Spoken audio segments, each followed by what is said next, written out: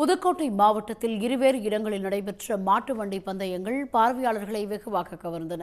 திருமயம் அருகே உள்ள புல்லமங்கலம் பொன்னழகியம்மன் தேர் திருவிழாவை முன்னிட்டு நடந்த மாட்டு வண்டி பந்தயத்தில் 8 கிலோமீட்டர் பந்தய இலக்கான பெரிய மாட்டு வண்டியில் 9 ஜோடிகளும் 6 கிலோமீட்டர் பந்தய இலக்கான சிறிய மாட்டு வண்டியில் 14 ஜோடிகளும் கலந்து கொண்டன.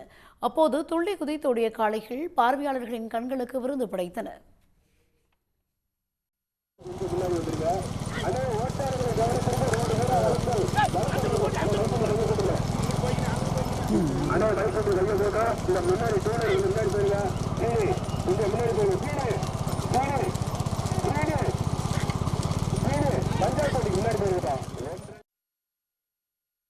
அறந்தாங்கி அருகே கூக்கனூர் கிராமத்தில் சிவகாம சுந்தரி ஸ்ரீ அகதீஸ்வரர் கோவில் கும்பாபிஷேகத்தை முன்னிட்டு மாட்டு வண்டி எல்லை பந்தயம் நடந்தது.